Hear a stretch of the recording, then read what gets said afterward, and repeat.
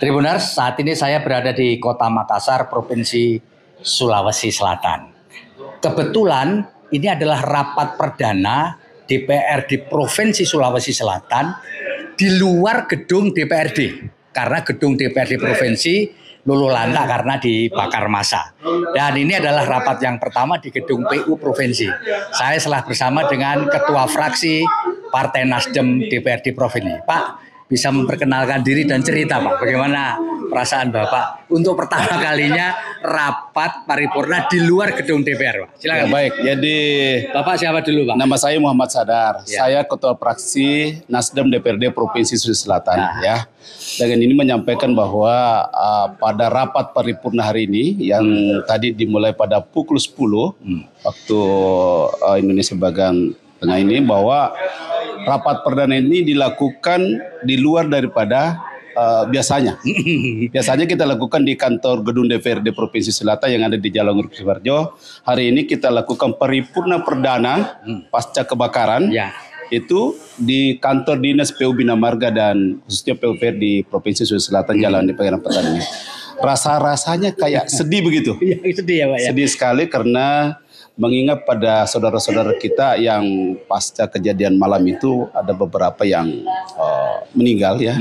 Ada 4 yang meninggal, itu semuanya adalah generasi-generasi kita yang cukup bagus dan semua itu adalah andalan kita di Sulawesi Selatan.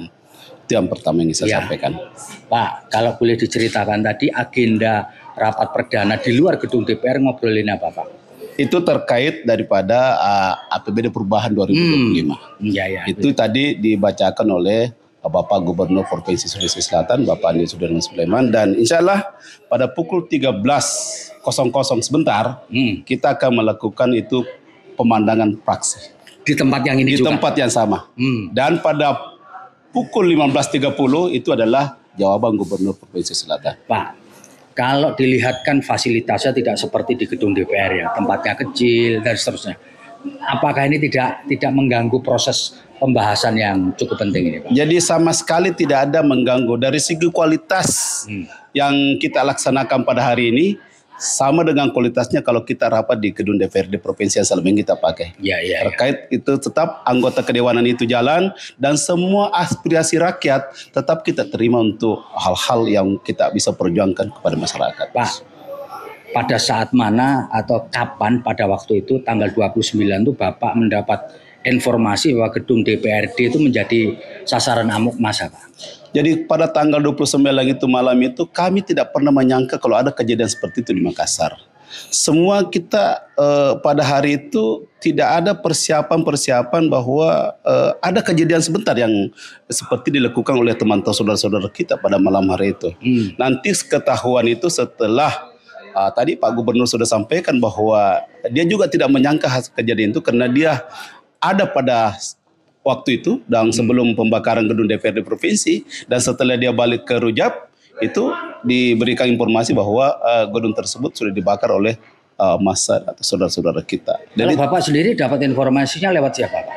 Dari teman-teman, dari teman-teman Apara bahwa bukan dari Apara bahwa kantor saudara itu sudah ada semacam massa yang bakar di tempat itu. Jadi seluruh dokumen yang ada di ruang kerja Bapak nggak bisa diselamatin? Tidak bisa sama sekali diselamatkan. Jadi semua habis, mulai dari ruangan fraksi, ruangan pimpinan, dan juga di komisi dan sekretariat itu tidak ada lagi dokumen yang bisa kita selamatkan. Nah Pak, kapan Bapak meninjau kantor DPRD yang dibakar itu? Kan hari 29 kan hari Jumat Pak ya? Jadi Bapak mendatangi, melihat sendiri kantor DPRD Provinsi dibakar itu kapan? Besoknya. Sabtu. Besoknya kita ada beberapa teman-teman dari DPRD itu mengunjungi kantor tersebut dan rasa-rasanya sedih sekali. Oh gitu ya Pak ya. Dan ketika melihat itu, apa perasaan yang Bapak rasakan waktu melihat, waduh gedung ini dibangun susah payah lalu Jadi rasanya itu bahwa ini kan rumah rakyat. Kok begitu tega ada seorang yang mau melukai rumah rakyat, itu kan tidak pernah kebayang seperti itu bahwa kelak akan gedung DPR akan dibakar oleh seorang orang yang tidak bertanggung jawab. Sekiranya itu ya Pak ya. Pak, harapan Bapak kedepannya ini gimana supaya gedung ini bisa dimanfaatkan kembali? Harapan kami tentunya selaku anggota DPRD tentunya mengharapkan bahwa ke depan gedung ini kembali kita bangun oleh pemerintah tentunya ya. Dan apa yang menjadi kendala selama ini kita akan perbaiki semua. Dan jangan lupa bahwa saya himbau kepada seluruh masyarakat untuk tetap bahwa adanya pasca kebakaran ini dan kita mulai kembali untuk pembangunan baru akan kedewanan di DPRD Provinsi Selatan itu akan berjalan lebih baik lagi. Pak, Bapak, ini pertanyaan terakhir, Pak. Ya. Bapak tampak sedih banget itu karena apa? Sedih lah karena itu rumah rakyat, jadi seakan-akan ini tidak pernah terbayangkan kalau kok rumah rakyat kok dibakar. Itu tidak pernah sama sekali ya. Jadi sekali lagi bahwa yang sudah terjadi lah kita sudahlah, terus kita akan benahi dan perbaiki gedungnya, kita bangun kembali dan kita akan laksanakan rapat-rapat kedewanan di tempat itu. Oke Pak, terima kasih banyak Pak. Terima kasih banyak Pak ya.